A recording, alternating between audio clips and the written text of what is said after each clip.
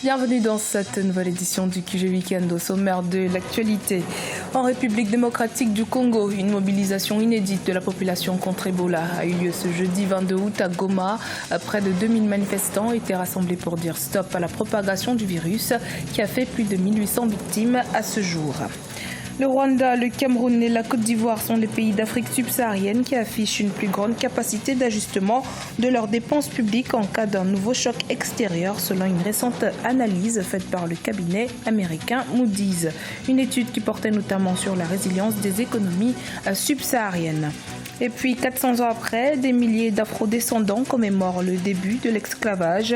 Pour marquer le coup, le Ghana se place en terre d'accueil en proposant aux Afro-Américains de retourner vers la terre de leurs ancêtres. Mais tout d'abord, l'ancien ministre sénégalais Amath Dansokho, figure majeure de la vie politique sénégalaise depuis plus de 60 ans, opposant au président Léopold Sédar Senghor, Abdou Diouf et Abdoulaye Wade, est décédé ce vendredi 23 août à Dakar. Il avait 82 ans.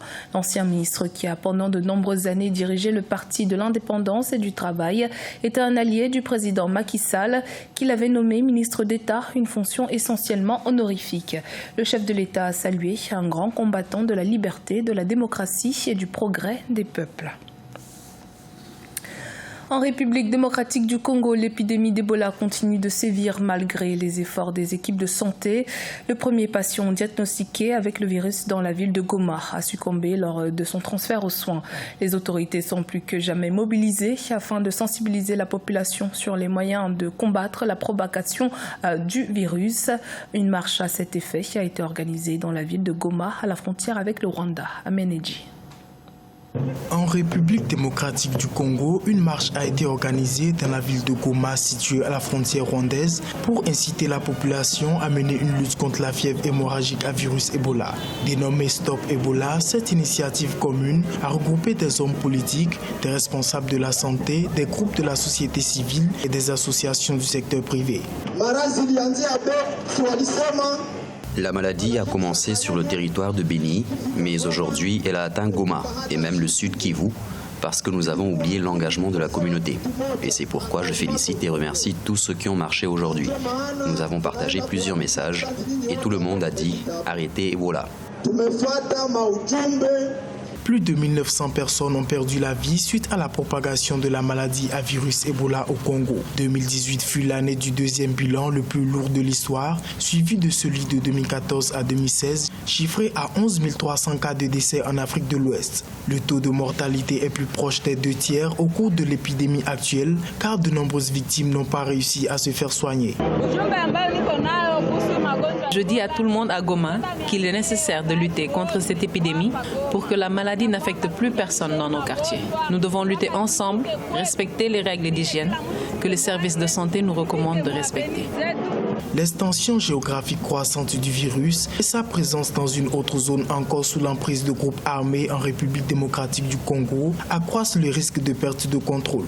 Toutefois, le ministère congolais de la Santé réorganise progressivement la stratégie pour mieux s'adapter aux contraintes de cette épidémie. Le Rwanda, le Cameroun et la Côte d'Ivoire, les meilleurs en matière de résilience face au choc économique en Afrique subsaharienne, selon une récente étude du cabinet de notation américain Moody's. Le secret de ces économies, la mise sur pied de politiques économiques restrictives. Les précisions de Nathalie Mo. Le Rwanda affiche la meilleure résilience budgétaire en Afrique subsaharienne, suivent le Cameroun et la Côte d'Ivoire, selon un rapport de l'agence de notation Moody's. Ces pays seraient capables de mieux surmonter des crises économiques, notamment celles liées à la chute des cours des matières premières. Leur ancrage est très différent. Leur ancrage est lié à la force de l'économie domestique et essentiellement au rôle que l'agriculture locale joue dans leur économie. Et les questions politiques ne sont pas à considérer. Le secret de ces économies réside dans leur capacité à réduire les dépenses publiques. De plus, le rapport de l'agence Moody's indique une forte volonté de ces pays de mettre en œuvre les politiques restrictives envisagées avec les partenaires, notamment les coupes d'investissement et le redressement des comptes publics. La seule chose qui peut être considérée comme une ressemblance entre la Côte d'Ivoire et le Rwanda, à part leur taille, c'est au niveau de l'exécution une certaine discipline. Mais les visions sont très différentes. En Afrique, on doit investir davantage. Le tout, c'est d'investir efficacement. Le niveau d'endettement des pays de l'Afrique subsaharienne s'est stabilisé entre 2015 et 2018 du fait de la diminution des dépenses à 1,1% de leur produit intérieur brut en moyenne. Seulement, les tensions commerciales internationales continuent de fragiliser les économies les plus rigides. Coup de pouce au secteur agricole ouest-africain. Le groupe bancaire panafricain Aura Group vient de décrocher une enveloppe de 20 millions d'euros de la part d'un fonds d'investissement spécialisé. Le montant servira à appuyer les campagnes agricoles du Sénégal, de la Côte d'Ivoire, du Burkina Faso, de la Guinée-Bissau, du Mali et du Niger. Philomène.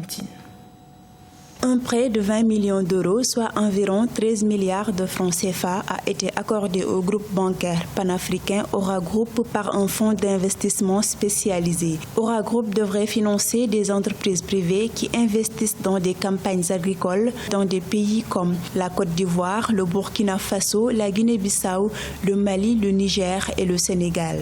Ce financement doit être orienté sur certains segments et donc ces différents segments-là sont l'encadrement du producteur, la formation, l'accès des producteurs aux intrants et aux matériels agricoles et la facilitation pour la commercialisation de leurs produits. Les agriculteurs ouest-africains font face aux problèmes d'accès aux services sociaux de base, aux services agricoles et financiers. Mais depuis quelques années, l'on assiste à une implication plus accentuée des banques dédiées au financement de l'agriculture. Les alliances se multiplient entre les banques commerciales et les institutions de microfinance capables de toucher les agriculteurs. Quand on parle de financement, il ne faut pas voir simplement un montant liquide qu'on va donner au producteur. Mais ce financement-là doit servir le producteur, il se sentira appuyé, il va mieux exploiter son exploitation pour pouvoir atteindre les rendements escomptés. En tout état de cause, tout passe par un financement. Mais ce financement-là doit être exploité de façon plus pratique pour le producteur.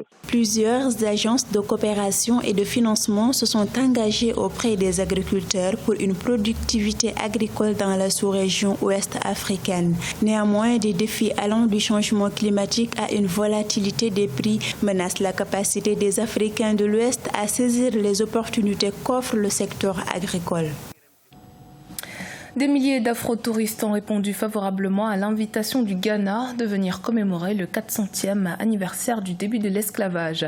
Une période qui n'est pas anodine puisque 2019 a été officiellement décrétée année du retour pour les descendants d'esclaves. Aïssatou Diamanka-Besland. Retournés sur la trace de leurs ancêtres, des milliers d'Afro-Américains ont mené ce processus du retour aux sources ces 10 dernières années. Tani Sanchez et Tani Sylvester, mère et fille, ont fait le déplacement de Los Angeles et de la Californie pour un voyage au Ghana, la terre de leurs ancêtres. Vous savez, ma grand-mère a passé des heures à me raconter à ma sœur et à moi des histoires sur son grand-père qui était soldat pendant la guerre civile. Je ne vais pas aller au Ghana et commencer à embrasser le sol et pleurer. Ça n'arrivera pas. Je suis américaine, mais je veux rendre hommage à cette personne que ma grand-mère aimait et que j'ai appris à aimer sans jamais l'avoir rencontrée. Il y a déjà 400 ans que les premières vagues d'esclaves ont débarqué dans les colonies anglaises et d'Amérique du Nord. Le Ghana est le premier pays à ouvrir ses portes aux personnes d'ascendance africaine venant de partout dans le monde. Cérémonies traditionnelles à Chantilly, visite des grottes et des lieux de capture de leurs ancêtres, mais aussi de la rivière où les esclaves étaient forcés de se laver avant leur départ vers l'inconnu. Une profonde émotion pour Tani Sylvester. Vous savez ce que ma mère disait au sujet de l'honneur des ancêtres. C'est comme si mes ancêtres voulaient que je descende dans l'eau et que je revienne sur leur pas. Enlever mes chaussures, entrer dans cette eau et sentir le sol sur lequel ils marchaient me fait sentir différente. J'y sors avec le sentiment d'être une personne différente de celle que j'étais avant d'y entrer. Le Ghana, le pays d'Afrique de l'Ouest, d'où sont partis la majorité des 15 millions d'esclaves d'Afrique, invite la diaspora à rentrer au pays. Déjà du temps de Kwame Nkrumah, le premier président ghanéen, le pays les a encouragés à revenir contribuer au développement du continent. Dans le reste de l'actualité au Cameroun, la FECAFOOT a décidé de suspendre la Ligue de football professionnel du Cameroun le 22 août avec effet immédiat pour violation grave et réitérée de ses obligations.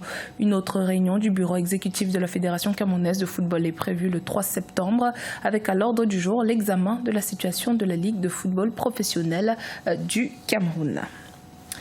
C'était le journal de la rédaction. Merci de votre fidélité. Dans un instant, une nouvelle édition de l'actualité sur Africa 24.